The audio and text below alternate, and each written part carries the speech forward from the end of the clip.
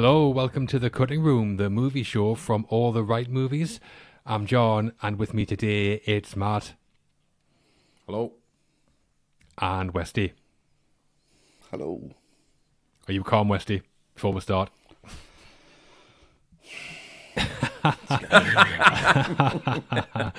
Well, this episode is our first sequel on The Cutting Room, a sequel about a prequel. Following on from our episode on the Phantom Menace, we're diving headfirst into Star Wars Episode 2, Attack of the Clones. Mm-hmm. One of the most talked about sequels ever made, this, but not necessarily for the right reasons. I'm playing all the right notes, but not necessarily in the right order.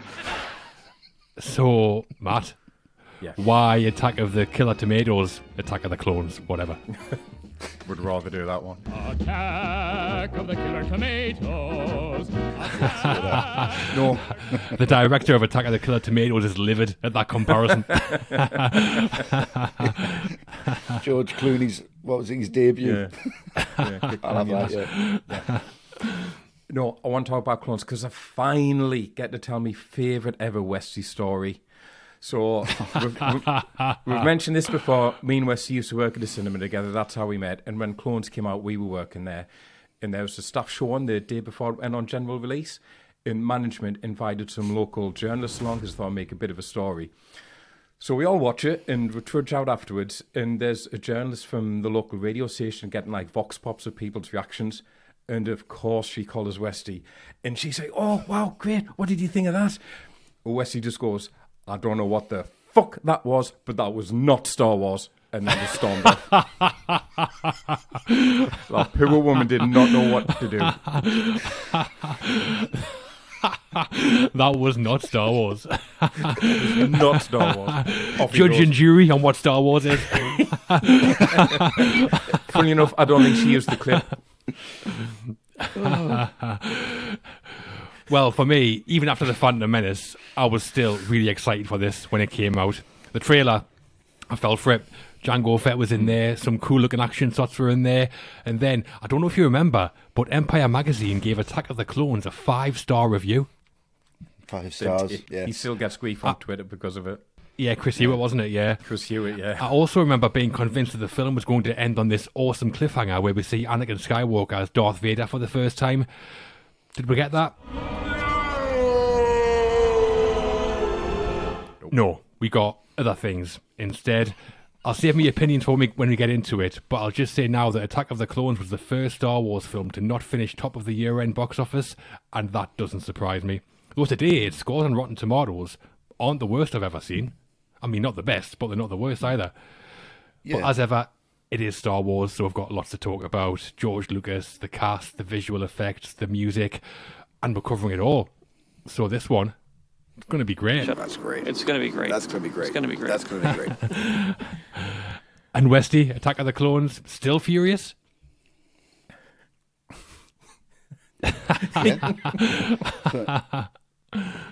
I've been furious for 20 years. This makes a really nice change for us, though, because, I mean, normally talk about really, really good films. So this is a nice change of pace.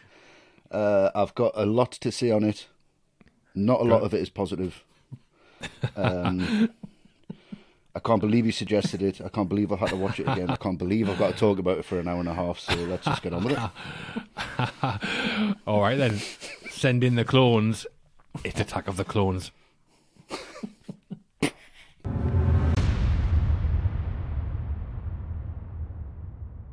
A decade on from the invasion of Naboo, when the Republic is more torn than ever.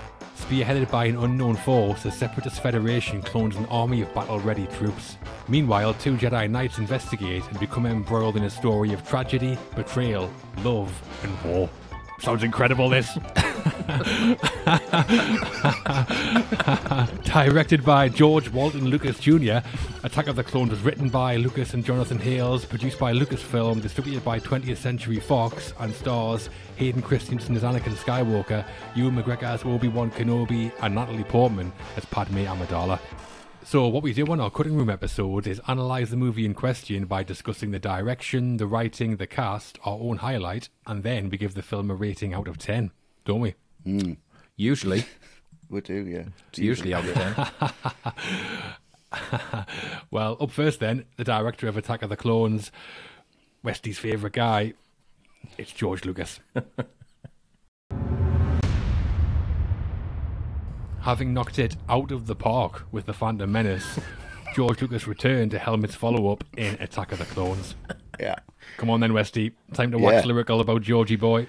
He's on a roll, wasn't he? You know how I like... I He don't dislike him. Like, as a person, I think he's a lovely man. But I should really stop trying to look like him, shouldn't I, if I don't like him that much?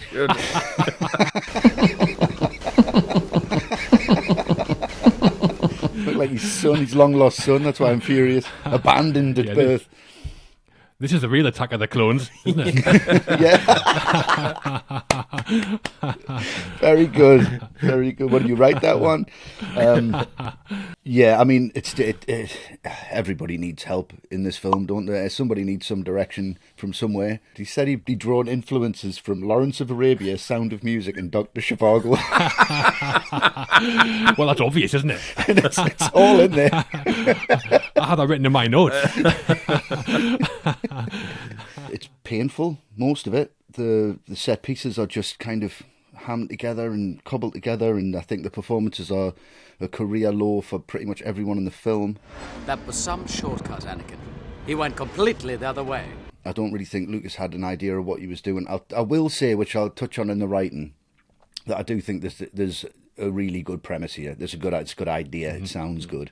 It's there to be done, but when he's tried to just translate his vision to the big screen, he doesn't really do a very good job. And for me, I think I can sit here and rib it all day and be really immature about it, but I honestly think what he was trying to do is progress digital cinema, because this was one of the very first films shot on that medium, shot on HD cam, and what they did was the Panavision came in and changed the Sony Cine Delta HDW F900 camera to format for a 24 frame, so it looks a lot more cinematic. So George Lucas took the leap and just said, right, we're going to shoot everything digitally. And to me, that's all this film is. It just it's him just playing with the digital system, and he's not bothered about story or acting or arcs or anything else. He's like, how does it look? That's beautiful. That's it, fine, yeah. Well, I've done that. I'll put that in the bank and just say, well, it might be a terrible film, but at least I've pioneered this, which I think is what he was getting at. So for me, that's all I think this film is. Yeah, well, I'm going to start off complimentary by saying I think there are some quite well put together action scenes here. There's some great sound design, some great production design, and some good costume design that Lucas obviously oversees and manages, so that's good. When it comes to actually being on the set directing the film, though, that's where it kind of falls apart. Yeah. I mean, first off, working with the actors, there's some top actors in the cast, but Lucas' direction of them, especially in the dialogue scenes, is just so poor. Yeah. So many scenes of people just sitting talking, or walking talking, or sitting then standing and talking. Yeah. It's just dull to watch. Yeah, it is. And secondly, the visual effects. I mean, Lucas is working with ILM here, obviously, the best in the business. They did the groundbreaking effects in the original Star Wars trilogy. Incredible. But here, you sort of mentioned it there, Westy, Lucas seems so preoccupied with breaking new ground that he's not actually bothered how credible it looks. It's all CGI, spaceships, aliens, backdrops, sets, pretty much everything. Yoda. Yeah. Yoda.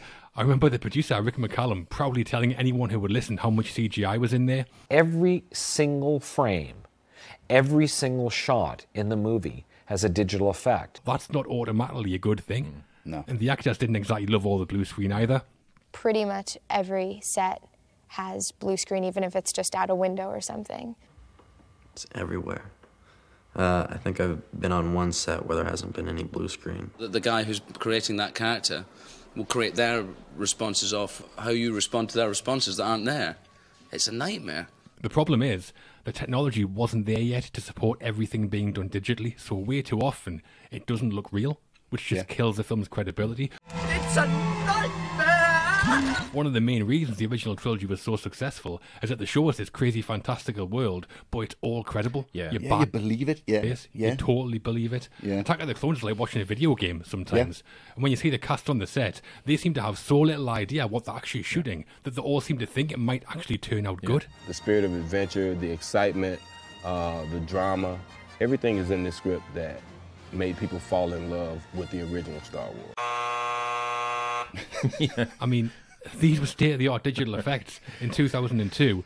But the problem is the decision to use it as much as they do was the wrong decision. And that decision was George Lucas' decision. Yeah. I mean, this film could have looked incredible. Instead, with Lucas aim exceeding his grasp, it ends up being one of the best examples of an overuse of CGI making a film worse, for me, unfortunately. And Matt, what do you think of the direction on the film? Yeah, because we didn't exactly shower him with praise on Phantom Menace. It commits the worst crime a film can do, and it's just be really, really boring. But there's always been a part of me at the time thought, well, after 20 years of not directing, maybe he just needed practice in his work. He would be better. Yeah. But it's not. Everything just feels really stilted and really awkward. Like the opening on Amidala's ship when that lands. And I understand we're not meant to realise it's her double. But even the way he shoots, where the double is in the corner of the screen and the camera's like on her shoulder, and you can see she's talking, but we can't get a good look at it. It just looks awkward, and I don't think it would give it away if we got an actual proper shot of her. And the film is full of these stilted compositions. When Obi-Wan goes to visit Dex, he goes to sit down, then he stands up again straight away because Dex right, and then sits down again. It just looks weird. It's like if you watch like an Ed Wood film from the 50s, it's like, you know, the actors in those films, they always make like really awkward entrances and exits. That's what the direction is like. Everyone's just like, where am I? It's like The Room. It's not true. It's bullshit. I did not hit her. I did not. Oh, hi, Mark. It is. It's like The Room. It's like The Room. Nothing feels like it's in the same frame, and even the action doesn't feel like it's being cut together with any kind of logic. Nothing scans. And I think the problem is, and you've kind of touched on it already, John, it's the actors. They're reacting to so much green screen that they're not used to it. So what they need is a firm guiding hand. Or what they've got is George Lucas. I mean, famously, he's not great with actors at the best of times. And now he's got all this new technology that he's grappling with. So it's no wonder that the actors look completely lost at sea. And that's how we do it. And it's just so poorly paced as well. I mean, it's a slog to get through this film. And on the page, there's loads of action, but none of it is engaging for all those reasons I've just gone through. And honestly, the only reason some of these scenes kind of work in the moment, or they kind of make sense, is because you've got John Williams propping it up. You know, John Williams is going, this is romantic, by the way. This is exciting. This is tense. This is what George wants you to feel. I'll do all the heavy lifting for him. Yeah. Here's some mild peril. Yeah. Exactly. Mild at best. Yeah. Ooh. Yeah. I think Williams' work here, to be honest, is fantastic. The love theme is superb. What does he think when he sees the film? When he thinks, I've brought my A game here, and what is this? He's just too busy counting his money, just being like, looks, I mean, I don't know, I don't care anymore, I'm finished. Obi-Wan. Oh, hi, Mark. So George Lucas, the director, then, has to be seen to be believed, right? Yep. A co-writing credit on Attack of the Clones, as Lucas enlisted the help of Jonathan Hales. Lucas knew him from working on the Young Indiana Jones Chronicles, and Hales' screenwriting portfolio speaks for itself. The same year as Clones, he also co-wrote The Scorpion King, prequel to The Mummy Returns, another film famous for its CGI. A pair of safe hands on Clones then, right, Matt? I mean, hands, it's like they've been mashing the keyboard with a head, and that's all you get. Yeah. Should have got a Dexter Jettster in. He's got 4 hands. Well, exactly. I mean, it couldn't have been anywhere. It's just so confused, literally from the opening crawl, where it says several thousand solar systems have declared their intentions to leave the Republic. Several thousand. Too many. Scientists had to invent a new measurement to adequately describe how big our solar system is, but we're expected to believe there's several thousand all in one Republic. No chance. And it's Lucas to tell you if something sounds massive, that's all that matters. Get it in there, logically damned. Yeah. And there's the title. I mean, there's very little attacking done by the clones, to be honest. And, you know, Yoda at the end gravely saying, begun. The Clone War has. Like, that's meant to have some big relevance, but it has none whatsoever. If you're not fully versed in Star Wars lore, it's a big, bold, dramatic statement, but it's empty of any real meaning, which is this film all over. And watching this for the first time in ages, I was genuinely struggling to understand what was going on. I mean, I can follow Chinatown easier than I could follow this. It's just stuffed full of things important in Lucas's head. Well, yeah. But, he just can't translate them to the screen at all. And same with the else. I mean, the whole thing about Dooku, so he's creating the clones in the belief that Palpatine will use them later. Then Obi-Wan finds out the clone from Django, who tries to kill him. But no one seems concerned about that. And they just go, they'll be fine to use. It's fine. They're all cloned from the cycle. We'll just use them. That's fine. That won't come back to bite us on the arse. And Palpatine is doing everything. It's like he's just throwing stuff at the wall to see what sticks. I mean, he's hiring people to kill Amidala, but if she survives, I guess that's okay as well for him. I don't know. Does he want her dead or not? It's like, is he an idiot or is he some genius playing 4-dimensional chess that no one else can work out? And just think of how... It's like Kubrick, isn't he? Yeah. First time that comparison's ever been made. Just think how simple, how streamlined is the plot when New Hope. You can sum it up in a couple of sentences. Beautiful. Yeah. This, I don't even know where to start. And, I mean, I know the original idea, and I don't know if this is better or worse, to be honest, but the original idea was everybody in the galaxy at one point to be fighting their own clone. I'll say that again, everybody. And that makes the problem just far too much stuff going on for him to handle, and he just doesn't know what's important, so he just goes, all of it. Yeah. I mean, the plotting is all over the place. But again, I'm going to start positive. Okay. The concept...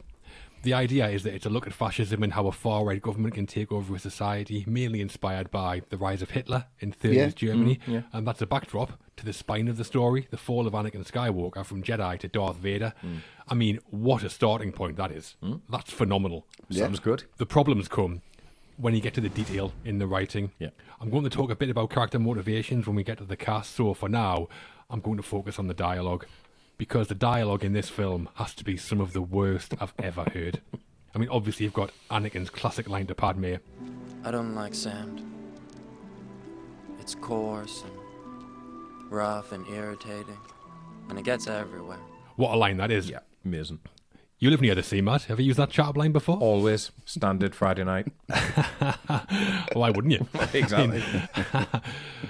But the dialogue, I mean, are these lines supposed to be funny? I mean, they're not funny, but some of them sound like lines from a bad sitcom. Yeah. Are you having a laugh? Are you having a laugh? There's so many, but I've picked out my 3 favourites. Okay. Brilliant.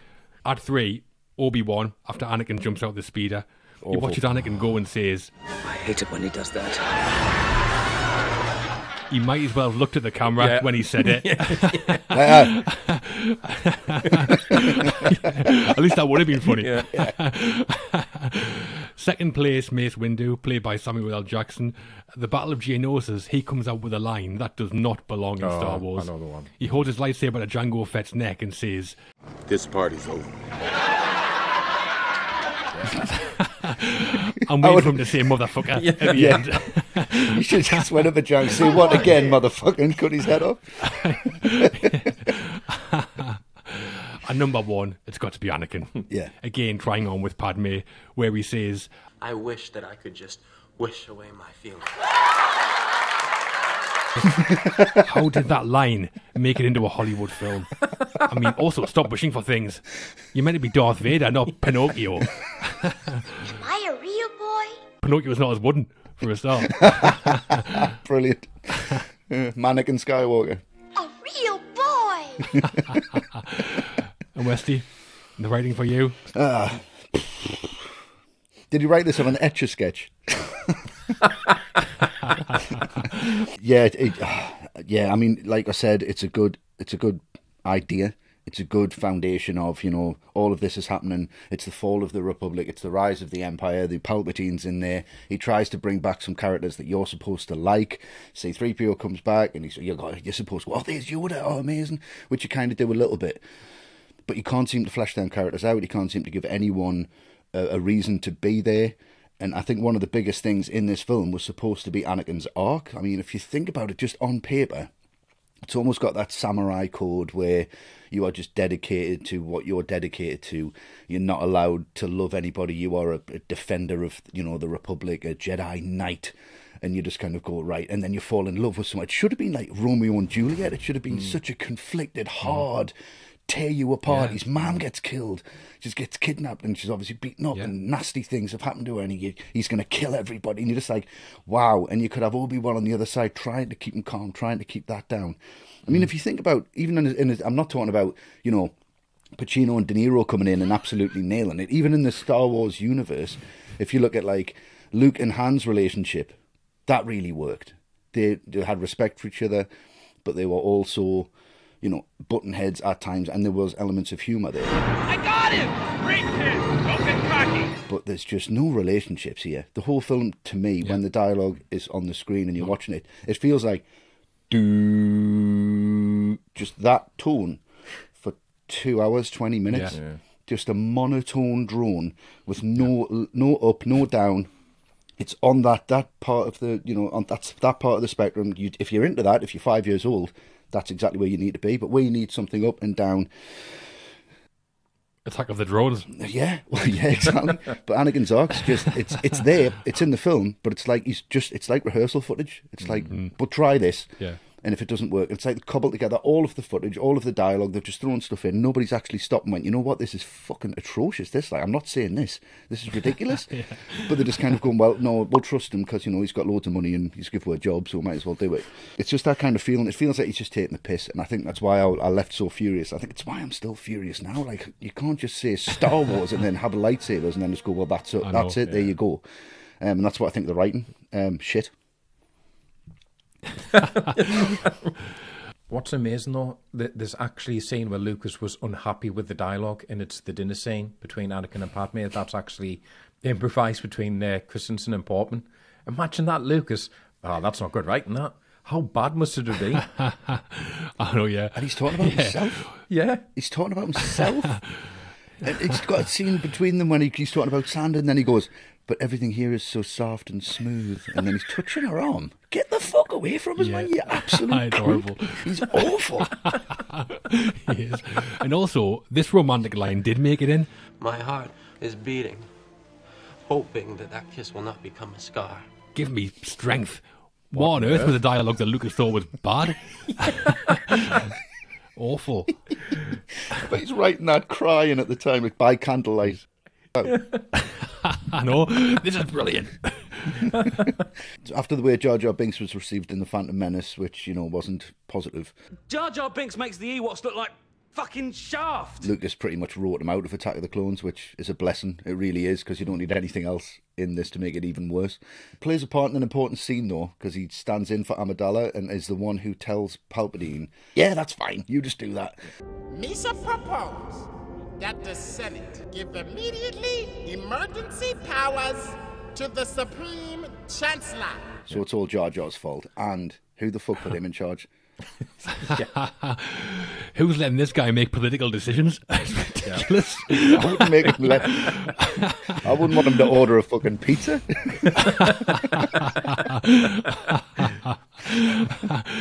Speaking of Jar Jar, actually, the working title for Attack of the Clones was Jar Jar's Great Adventure.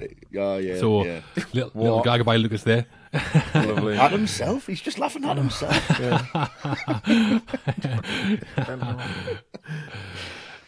So, the writing on Attack of the Clones then, special is a good word, I think. It is, yeah. Yeah. It's very special. Mostly returning from the Phantom Menace, the cast of Attack of the Clones is a mix of big stars and lesser known talents. We're going to choose one cast member each to talk about now, so Matt, who are you going for? Well, I had Jake Lloyd last time, so I'm going to continue the path, go Hayden Christensen this time. Because, oh God, where to start? Like, he's got the same problem as every other actor does here, in that he's dealing with Lucas's writing and Lucas's direction. But the difference is the likes of McGregor, the likes of Portman, have at least some movie star charisma or innate talent to fight against that. Yeah. But Christensen, he's just lacking in every conceivable way. Like his intro with Obi-Wan in the elevator. They've been training together for 10 years.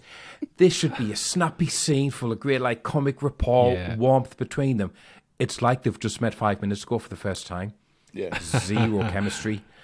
And it's a tricky role because Anakin is clearly a tragic figure, but you get no sense of that either. That scene where he's rescued his mother and he tells Padme what he did to the Tuscans. They're like animals. and I slaughtered them like animals. That's actually not badly written at all. I think the dialogue's good. The concept is horrifying. That should be the one where you go, oh, God, this is tragic. This good guy learning from Obi-Wan, but he's got this darkness inside of him that's going to destroy him. Give that scene to someone like Paul Dano or Ryan Gosling. That could really work, but not here. Like, he's a teenager having a tantrum, throwing things around the place, sulking and whining because he's not at all powerful. And the other important aspect to his character is that doomed, tragic romance that he has with Padme. So it's therefore a massive issue that he has less than zero chemistry with Natalie Portman. Like, when she declares her love for him after they're being captured, you just think, what? Why? Yeah. How? Like, she's got more sexual chemistry with Jar Jar than she does with Anakin. And like, I don't take any great joy in singling someone out to this extent, but so much of the saga rests on his shoulders, and he doesn't have the excuse of being as young as Jake Lloyd was. And yes, he's got the writing to contend with, but I have to be honest, he's a great big black hole in the film, just sucking all the joy and all the emotion out of it. I just think he's a charisma vacuum. Wow. Sorry, but, you know, it has to be said. Yeah, I mean, Darth Vader is already iconic by this point, obviously, and here they're telling his backstory. There was a genuine chance here to create a character who was both one of the great antagonists and one of the great protagonists. What a missed opportunity, because that might never come around again, that chance, because he's really badly written. I mean, at the time of casting, I know over 400 young actors were screen tested for the part of Anakin, and some of the actors who Lucas met with were Ryan Philippe, Paul Walker, Heath Ledger, and Leonardo DiCaprio. Wow. Also, James Van Der Beek, Joshua Jackson, and Paul Cattermole auditioned. Do you know who Paul Cattermole is? From S Club 7. How do you know that? Well, massive S Club fan. you fucking tosspot. I just do. It is the guy from S Club 7. But I mean, what's going on? Yeah, let's get that guy in to play Darth Vader from S Club 7. What? Ridiculous. The main problem I have with Anakin is that I don't buy the character as a real person. When you both watch this film, does it feel like you're watching the same character who's the villain in The Empire Strikes Back? No. Not at all. To me, not at all.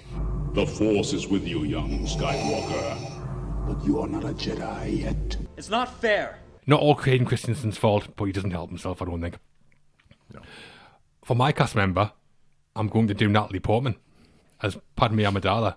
We know Natalie Portman is a really good actress, an Oscar winner. Yeah. And considering the line she's been given to say, I think she's good here. She's good in the action scenes as well. I think in a better film, Amidala could have been a brilliant character. Here, though, with this writing, I mean, Anakin and Padme have to be the worst written screen couple in history, surely. Yeah. It's presented as if they have this really deep connection, but nothing is done to justify it. I don't know what Amidala even sees in Anakin. She's intelligent, beautiful, successful. She's a good person. He is a childish arsehole. I mean, some of the red flags she completely ignores. The first thing he says to her is really creepy. So have you grown more beautiful, I mean. He looks at her at times like a total pervert. Sorry, milady. Yeah. He's arrogant and always rude as hell to her. There's some places up there that are very isolated. Excuse me. Yeah. And he murders children and shows no remorse for it. But the women and the children too. And she still goes out with him. She marries him. I mean, Natalie Portman is great, and the character of Amidala I think is a great idea, but Portman and Amidala both deserve far better than what we end up seeing on the screen here. He's like Ted Bundy. He is. Without any charisma whatsoever. Yeah, at least he was good looking.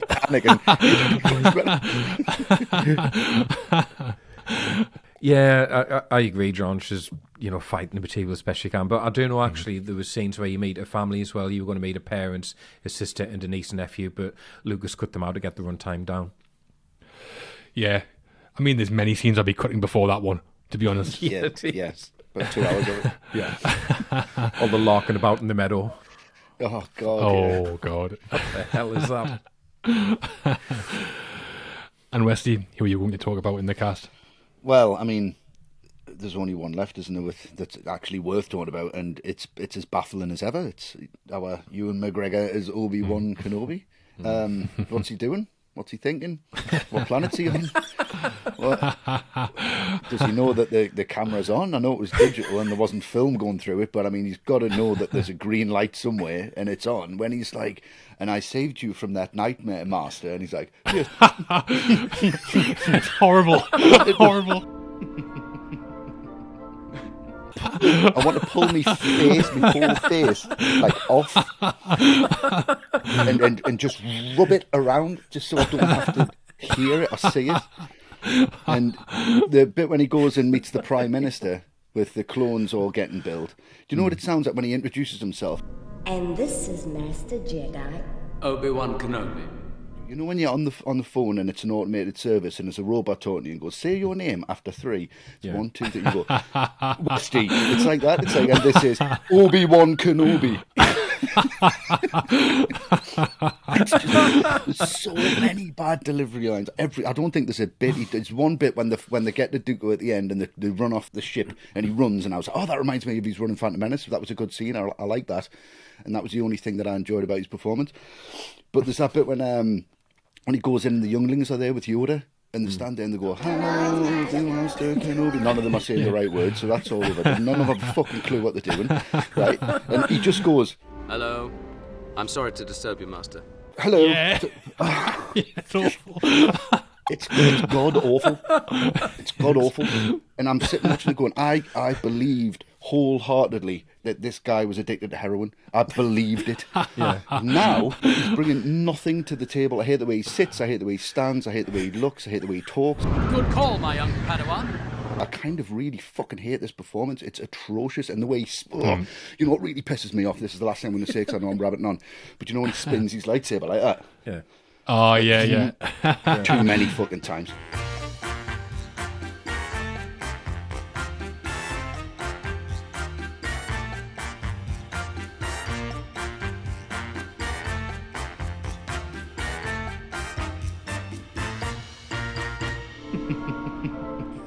Boom, boom, boom, boom. Every fucking time, just fucking boom, boom, boom. Fuck off, man. Fuck off with that shit. He's just terrible performance. Career low. That thing when he went around on a motorbike was far more entertaining, and that was shit. Yeah, I'm not a fan of Obi-Wan here. Again, the writing of the character is bad, but unlike Natalie Portman, I don't think McGregor handles the bad lines well. I don't buy his wise Jedi persona. I don't buy his accent. For a drink? And I don't buy his beard either. No? Yeah, because the thing about the beard, though, because after he filmed this, his next one was Black Hawk Down, and in that he needed a buzz cut, needed to be clean shaven, so that's why he looked like that. Then they had to bring him back to do new scenes, so he had to have a hairpiece and prosthetic beard, and I think you can really tell in some scenes, like the elevator with Anakin, which I mentioned, the scene in the Outlander Club, where he's in the Jedi tent with Yoda, and when Dooku's interrogating him, I think that's when it really, like, think, yeah, that's not his hair, is it? Wearing a piece? Charlie Sheen? Elton John? Obi-Jon Kenobi. Now that I would want to see. That would have been now it seems to me. Also, what I don't get, in the first Star Wars film, Obi-Wan tells Luke that him and Anakin were like best pals. He was the best star pilot in the galaxy. And he was a good friend. When? Yeah. Full of shit, he? They barely speak to each other in The Phantom Menace. The fight to the death and revenge of the Sith. And here, Anakin can't stand the sight of him. Hate each other? You will pay attention to my lead. Why? What? And he was a good friend. Your senses aren't that attuned to my young apprentice. And yours are. And he was a good friend. It's all Obi-Wan's fault. He's jealous. And he was a good friend. And he was a good friend. Absolutely hate each other. Oh, God. So the cast on Attack of the Clones then do what they can, mostly, in some trying circumstances. Is that fair? Yeah, well, they speak words and move around, so yeah. Yeah. They do. They do that. They definitely do that. So, based on the discussions we've had so far, it won't be a surprise to anyone to learn that we were spoiled for choice when choosing our highlights from Attack of the Clones. Yeah, you had to pick mine for us. I just picked a scene out of a hat and gave it to you. Yeah, I know you did. I was like, just whatever. Matt, what's your highlight? No, do you know what? I do quite like that little plot thread of Obi-Wan as essentially a private detective, tracking down the assassin, starting to put the pieces of the plot together, uncovering the conspiracy, all very separate to everything else that's going on. And it starts to play out pretty effectively. I actually get quite engaged with that, but the problem is it lasts for about 5 minutes. Yeah, it's not the Maltese Falcon, is it? Yeah, exactly. Yeah. God, if only. It's literally 5 minutes, and then it just falls back into the same problems that affects the rest of the film, because it just descends in a really horribly shot action sequence where all the involvement I had just dissipates. And I'm like, oh, well, Yeah. that was nice for 5 minutes, never mind. I mean, when he's fighting Django, all the shots of him deflecting the shots all over the place, they just feel really thin and weightless. And I mean, you've mentioned some of your like worst dialogue, John. There's one thing when Obi-Wan gets pitched over the railing and goes, Oh, not good. like, Oh, oh it's horrible. God, it's so corny. It's kids' cartoon stuff, and I've got no fundamental problem with Star Wars being aimed at children, but you don't have to be juvenile at the same time. Yeah. It's just awful. And when Obi-Wan has grabbed that cable from Django and he's swinging all over the place in it, my main thought when I was watching it again was like, he's going to cut right through his hand doing that. Like, he can't hang on to that without severing his fingers. And when you're watching a Star Wars film and you're criticising like the plausible scientific and physical reality of scenes, You should be able to suspend disbelief to a degree. Yeah, exactly. That's when you know you're in trouble. And I'm going to try and end on a positive, because there's two things I do quite like. Your highlight there, like. I know, yeah. Well, I mean, what else was going to do with this? But no, when they end up chasing it through the asteroid field, I do like the sound effect of Django's bombs. Oh, yeah. I like that. I think that's pretty cool. And I do like that shot where you see Django bangs his head on Slave One, because that's Lucas giving a nod to A New Hope, that famous mistake where the stormtrooper bangs his head. Take over. Little bits of highlights. Yeah. I also quite enjoy the investigation part of the story. Obi-Wan going to the library and stuff. I mean, I could do without Dexter Jettster. He's rubbish. Lucas said that he was based on Ernest Borgnine, Dexter Jettster. Right. That is not a compliment in any way to Ernest Borgnine. Beauteous Ross Borgnine.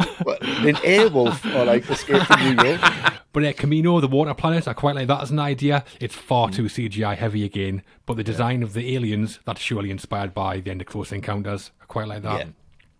Yeah, I mean, there's a foreshadowing for Empire, and there's a few, and there's one in my highlight that I'll mention as well. But in the scenes where Obi-Wan is off alone investigating, there's a bit of foreshadowing in what you guys are talking about. You know, when he gets away from Jango Fett and he's going through the asteroid field, and obviously Boba's with Jango, and then Obi-Wan hides on the dark side of the asteroid, so that's how Boba Fett knows that the Falcon's hiding on the other side of the Star Destroyer, and it's tenuous at best. Yeah. Yeah.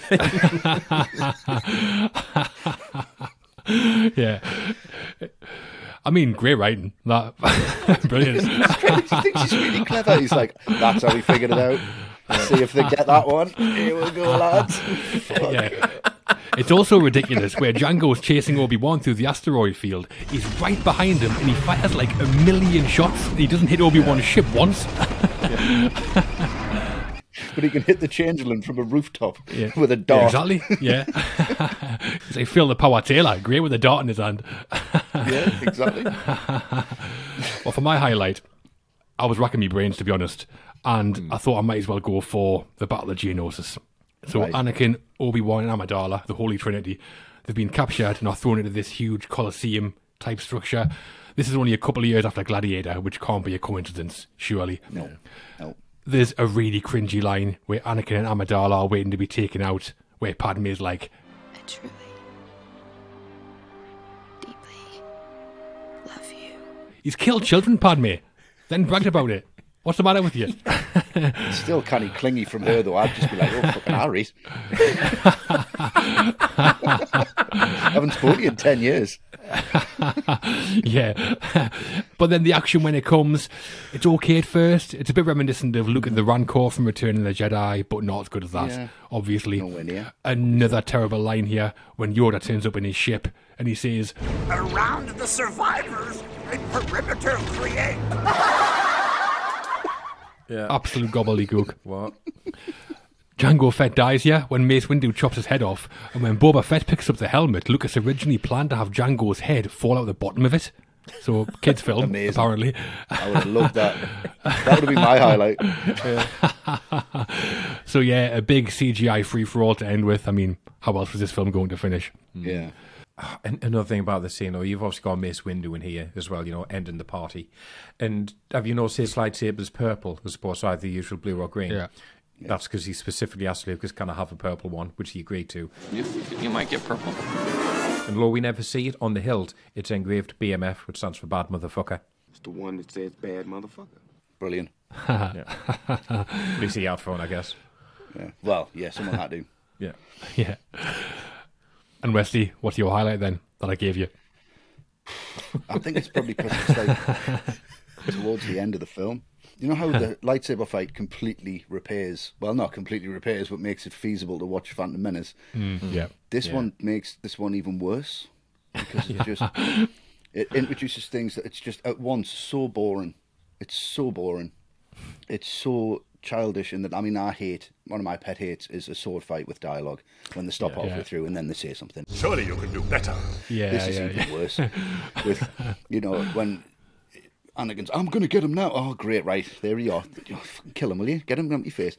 So he gets knocked off, and then Obi-Wan walks around, and he's like, my powers are too strong for you. And Chris Valet's great in this. He's really hammy, and he's loving his Really time. good. Mm-hmm. He's really having a good time, and he is watchable. One of the only people who is pretty watchable until he's on that speeder, and you just go, Jesus Christ, this is embarrassing. But he's holding the lightsaber, and he just completely absorbs all the lightning. I can't remember what the line is now. It's just disgustingly hammy. I don't think so. And they get into the fight, and then you just think good, and then it starts getting good. Obi-Wan gets hit a bit. Oh, right, he's down, right? See, Anakin's got 2 lightsabers, great. Oh, he's cut the thing on the floor, so everything's gone dark. It's Empire Strikes Back. There's blue, and there's red, and it's in the dark, and he's silhouetted. And then they're just waving the lightsabers across their own face for 20 minutes. Oh, it's awful, that, yeah. Yeah. No content. That looks good, look. That looks good. Ooh, light and dark. Ooh, chiaroscuro. Ooh, right? So there's that bit which is annoying and crap, and then Anakin gets his arm taken off, which is at once the most satisfying thing I've ever seen in the history of cinema, and I've seen some satisfying stuff. That's wonderful. I love that. And then Yoda turns up, which is canny good, and I remember at the cinema when that happened, and he walks in, and everyone was kind of like, yes, there's Yoda. And then you kind of just remember that it's a cartoon, and then he starts taking the piss out the Matrix, and you start going, oh. And then Christopher Lee mentions lightsabers, and you go, oh, no. And then the way he just moves his robe around, and it comes into his hand, and it's like a little dog's dick, and it's shit. And it's like, he goes into it. And when he starts jumping around, flying around, no. Yeah. No. There's a moment where Anakin goes a ducker with 2 lightsabers, you mentioned it there, Westy, and it's weird because for just a split second, I actually feel something. It's kind of good. I think it's because for the first time, they actually show us Anakin being good, not just telling us that he's good, and that is great, but it's just for a split second, then it's gone. Yeah. And if you watch this scene, watch this scene again. I mean, look how he directs action sequences. He goes to a wide, close up, wide, close up. That's not how you do it. There's no mid shots in this sequence at all, if I can remember. It's always like it's over full length, there's everything, and then it's one of the faces, wide shot. It's impossible to engage as an audience. Yeah. It's like watching it on a security camera, and then someone just running up the camera and right close to it, and then fucking off again. You're just like, what is going on? It's just so badly directed. It's laughable. It's honestly awful. But Christopher Lee's fun. Yeah. He is. But Yoda is ridiculous. Leaping about like Sonic the Hedgehog.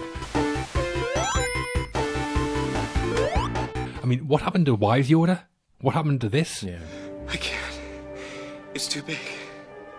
Size matters not. Well, it does now. Leaping about all over the place. There's behind-the-scenes footage where Lucas is talking to John Noel, the effects supervisor, and Lucas seems to think this is what we all want to see. This will be the first time you actually see him pull out that little laser sword of his and go to town. Yeah. So that's something that everybody's waiting for. We weren't waiting for it, George. Nobody wanted to see little green Yoda with a little green lightsaber. Honestly, when I saw this at the time in the cinema, it was easily the biggest laugh I've ever heard in a cinema before. It was crazy. The problem is, it's not meant to be funny. Because it does have the potential of being unintentionally funny. So we have to make it look not funny. Yeah.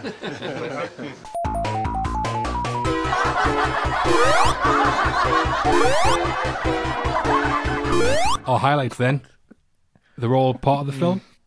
Yeah. They're all in there. Yeah. They're there to be watched. Matt, I'm coming to you first. Like Jerry Springer, I want your final thoughts, please. Jerry Springer? What year is it? You are the father. No, I mean, this is it's a low point for Star Wars. It's a low point for cinema. It's a low point for everyone involved. It's a low point for us having to talk about it. For ages, I would have said Phantom Menace is the worst Star Wars film, but after watching this again, Phantom Menace is a class above Clones. Do I give it credit for anything? Williams never lets the side down. McDermott is having a great time. Yours is in the prequel trilogy. And yeah, I'm always happy to see Christopher Lee. He gets it. So for those reasons, and there's literally nothing else, gets a 3. Well, I've been pretty critical. And at its core, I think the issues here are the same as the Phantom Menace. Lucas should have came up with the story and then stepped back. The story, if you look at it scene by scene, is a good story. The problem is that the execution of almost every one of those scenes is really poor. And it's not the cast or the music or the production design or the costume design. That's all mostly excellent. It's the boring direction. It's the terrible character writing. It's the overuse of CGI. And all three of those issues, the blame lies with Lucas. It's another missed opportunity. I don't buy Obi-Wan's beard. And I was right 20 years ago. It should have ended with a Darth Vader cliffhanger. My score, I'm going the same as Empire. It's a 5. Very nice. I think meant Empire Strikes Back. I was going to say, what? No, don't give it a 10. It's sanity.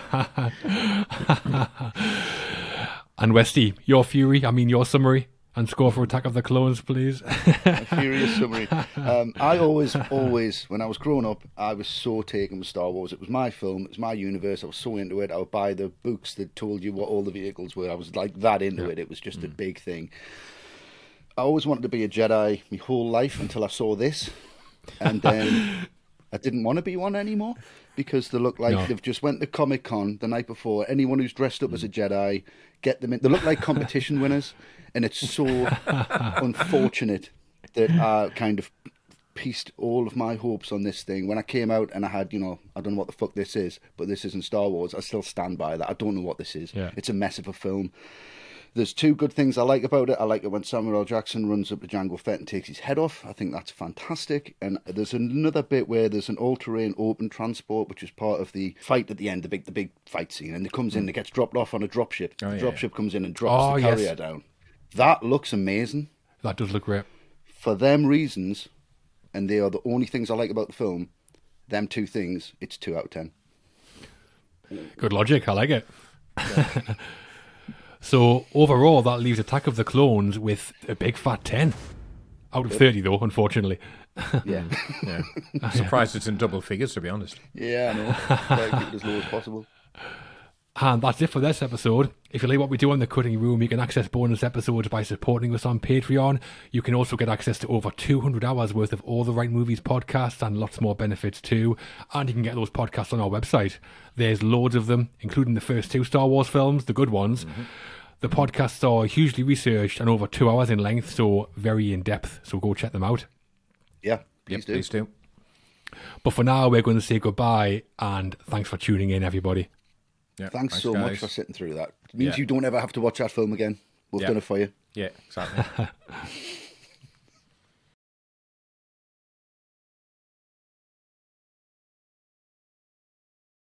So based on the discussions we've had so far, it won't be a surprise to anyone to learn that we were spoiled for choice when choosing our highlights from Attack of the Clones. Matt, what's your highlight? No. Matt? All right. Westy, your highlight scene? All right, forget a scene. Favourite character? Favourite line of dialogue? Favourite word? What's your favourite word in the script?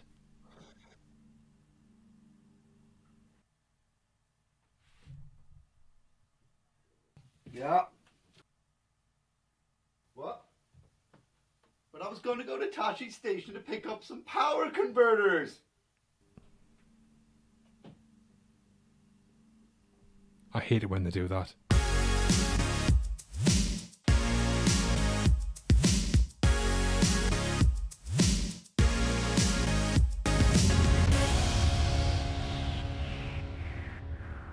It's a fantastic job. I mean, there's no getting around it.